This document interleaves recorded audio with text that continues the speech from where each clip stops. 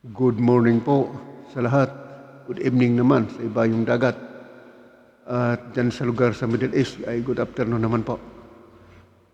Ang ating pong kausapan ngayon ay ito pong ating bagong presumptive President o President-elect Ferdinand Bongbong Marcos Jr. na kung saan hindi pa nga po nakaupo ay marami ng mga pagbabanta at panglalait habang wala pang formal na proklamasyon sa kanyang pagkapanalo. At ito po ay dahilan sa mga hindi nila matanggap na mga pagkatalo o hindi nila matanggap ang pagkapanalo ni BBM sa pagkapangulo. Yan po. Pero bago dyan ay mangyaring mag-subscribe muna po kayo sa ating video, Money TV Komentaryo. At siyempre, paki-like na lamang po, paki-share sa inyong mga kaibigan. At pindutin na rin ninyo yung notification bell para updated po tayo sa ating lahat ng mga bagong video. At katulad nga po ng ating pag-uusapan ngayon,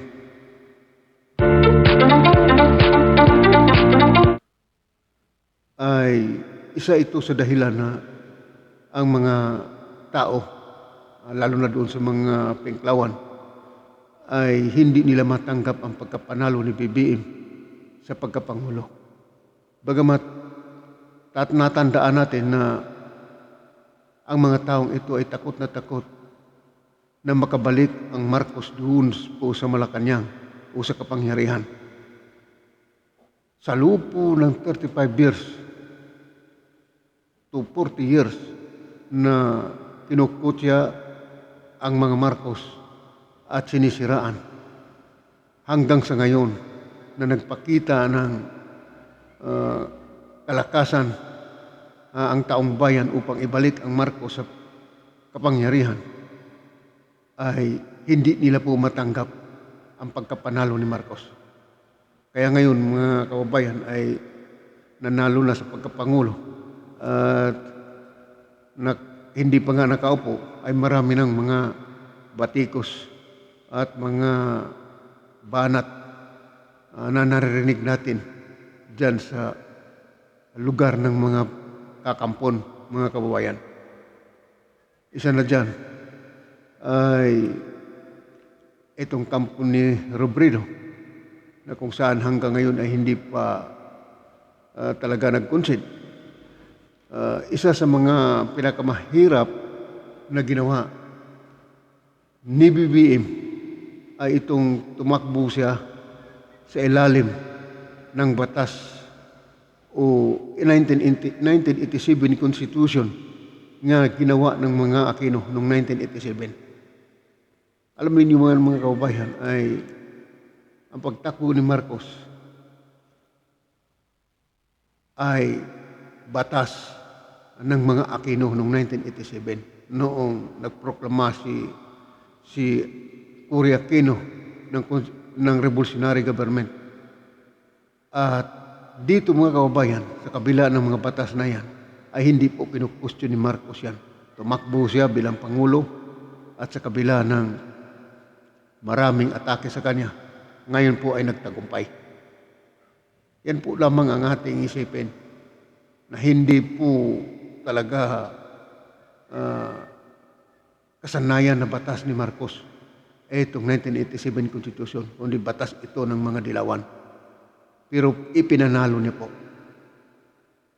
So ibig sabihin na ang taong bayan ay ipinakita ng taong bayan na si Marcos ang ibalik dyan sa palasyo sapagkat napagbigyan na po yung mga dilawan Napagtapos na po silang napagbigyan ng 35 to 40 years at ang ating bayan ay wala pong nangyayari, lalong nalugmok sa kahirapan. Yan po yung nangyayari sa ating bayan. Ngayon, pakiusap ko lang sana para doon sa mga taong mga kritisismo ni Marcos ay pagbigyan naman natin itong bagong darating na administrasyon. bagamat hindi pa siya nakaupo, ay pagbigyan ninyo, hintayin ninyo makaupo siya bago ninyo husgahan. Hindi katulad sa 40 years o 35 years na hinihintay ng mga Marcos ng mga Pilipino na magkaroon ng kaayusan ng ating bansa, pero hindi po nangyari, kabaliktaran. Anong gustong bang sabihin natin dito? Hindi ba pagbigyan natin ng time uli yung mga Marcos para sila naman ang mga siwa sa ating bayan? Tapos na kayo eh. Nakalipas na yung 40 taon na pinagbigyan kayo. Tapos, pagbabantaan pa ninyo na habang hindi pa nakaupo si Marcos, marami na kayong sinasabi. Keso, wala daw pasok sa panahon ni Marcos. O, di ba pagbabantayan? Hindi ba dapat kayo magpasalamat sa bagong administrasyon na darating na yan ay ibinuto ng 31 million na napakalinis yung eleksyon? Anong klaseng tao kayo? Itong inyong mga behavior,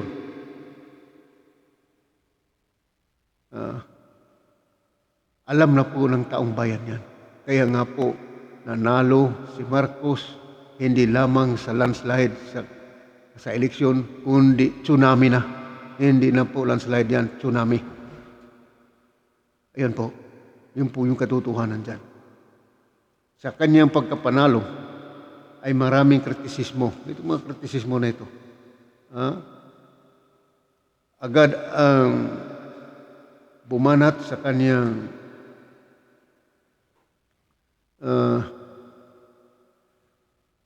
mga pagkapanalo. Ano po? Lalo na isa sa mga bumabanat sa kanya, ito pong si Risa Hontiveros, na kung saan siya ngayon ay nakapasok sa Magic 12 sa pagkasenador. Pero si Hontiveros ay nagawa niya pa rin upakan si Marcos samantalang hindi pa nakaupo. Mantakin mo yan. Bakit hindi man lang paghayaan na makaupo muna? Kasama na dyan ang mga banta sa people power. Ay, alam niyo mga kababayan, ang banta ng people power, kung ano daw po yung nangyari doon sa EDSA, ay muli daw pong mangyayari yun sa panahon ni Marcos, BBM. Ito po sasabihin ko sa inyo, hindi na po ninyo mauulit yung kasaysayan ng EDSA, sapagkat yung EDSA ay puno po ng kasinungalingan yun at kahirapan sa taong bayan. Yun po yun. Akala ninyo may naibdulot ng mabuti yung EDSA para sa mamamayan? It was all lies. Hindi na po mauulit yun. Ang tao hindi na maniniwala sa inyo. EDSA pa kayo. Imposible na mangyari yan. Yan po yung katotohanan dyan. Bakit hindi man lang natin si Marcos suportahan habang papasok ang kanyang panunungkulan nito mga susunod na buwan? Kasama na dyan ang mga banta sa mga estudyante. Yung walang pasok ang UP, sinasabi nila. Uulitin ko lang po itong people power. Hindi na po mangyari yan. Kaya ang mga pagbubuykot na nagbabadya laban sa administrasyon ni BBM ay suntok na po sa buwan yan. Dapat pasalamatan ninyo. Magpasalamat kayo sa taong bayan. Respeto ninyo ang taong bayan na mga bumubuto ng 31 million mahigit. Yan po yun. At hanggang ngayon, anong klaseng tao kayo? Di pa nga nakaupo yung tao, hindi pa naproklama. Nagbabadya na ngayon ng mga atake laban sa kanya. So bahala po kayo mga kababayan dyan. Pwede kayong magbigay ng komento dyan tungkol sa issue na yan. At isa pa mga kababayan, ito pong pagkapanalo o pangunguna ni Idol Robin Padilla, mga kababayan, sa Senado, ay hindi po ito inaasahan ng karamihan tao. Sapagkat karamihan dyan, ngayon na lumalabas sa mga laban kay mga kritiko dito sa pagkapangunguna ni Robin Padilla sa Senado, ay binabatikos na rin. Sabi, artista na naman daw. Yan po yung mga banat ngayon. Sinasabi pa na wala naman daw nalalaman si Robin Padilla. Alam ninyo mga kababayan, itong mga pinklawan, hindi lahat ng mga marurunong o nakapag-aral ng mga mataas na pinag-aralan ay gumagawa ng mabuti sa ating bayan. Tingnan ninyo dyan, yung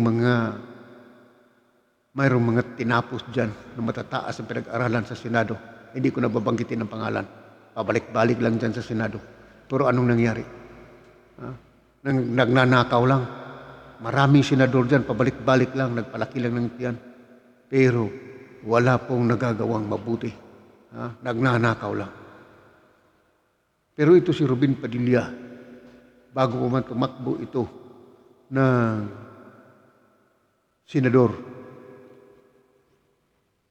ay malaki ang nagawang mabuti nito sa ating bayan.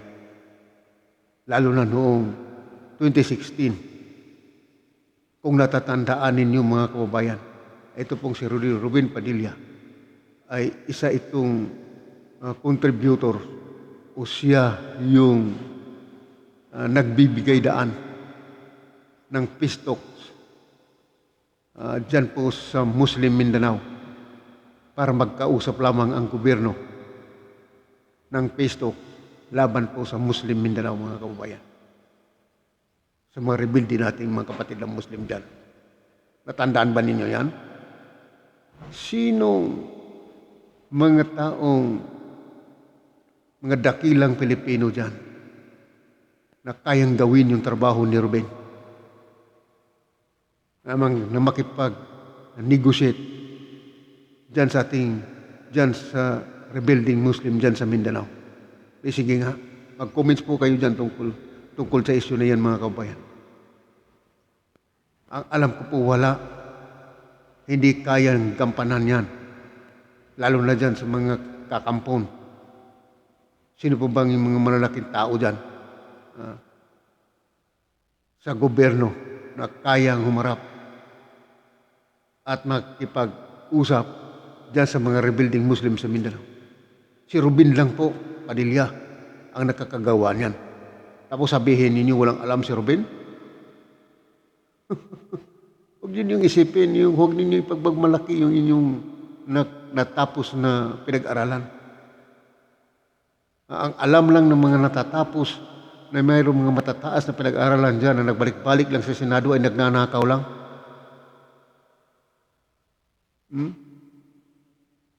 Huwag naman po magagalit kayong nakikinig sa akin.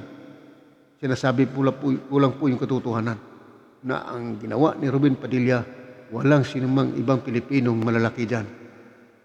Lalo na sa nanungkulan sa gobyerno na makipag-usap, negotiation, para peace talks sa gobyerno at sa mga rebuilding Muslim dyan. Si Robin lang. Ikalawa, si Robin, nag-aral yung tao Graduado ng BS Criminology. Hindi pa ba sapat yun? Kaya huwag ninyong mamalitin si Robin Padilla. Yan po yung dahilan kung bakit ibinuto ng taong bayan si Robin Padilla. Kasi nga po, dahil sa kanyang mabuting nagawa, bagamat hindi pa siya public servant dyan sa mga panahon yan, mga kababayan.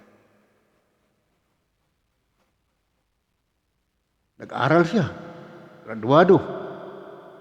Anong reklamo ninyo? Dapat ang reklamo ninyo, ito yung mga pabalik-balik na dyan sa Senado, ng mga maganda ang mga natatapos ng mga kurso, nagpalaki lang ng tiyan at nagnakaw. Yan yung punain ninyo. Merong iba dyan, yung pondo ng PhilHealth, hindi na binabulsa eh.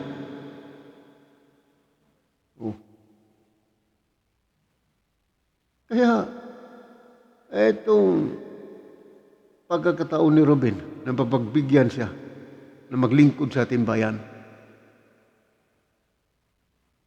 Ayan po, Robin Padilla.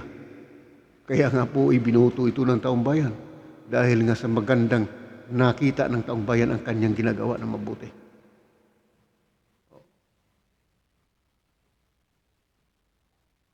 Pwede po kayong mag-comments ulit dyan mga kabayan sapagkat etong si BBM, Robin Padilla, ay inumpisahan ng banatan ngayon dyan sa kanilang mga kritiko. Pero ito po ang masasabi ko. Kahit anuman ang gagawin ninyong banat nila dyan, laban kay Marcos at kay Robin, ay wala po yan, silbi. Makikita ninyo po yan. Pag sila po ay nakaupo na, ang kanilang mabuting gagawin para po sa bayan. Kasama na yung mga kritiko na yan na naninira.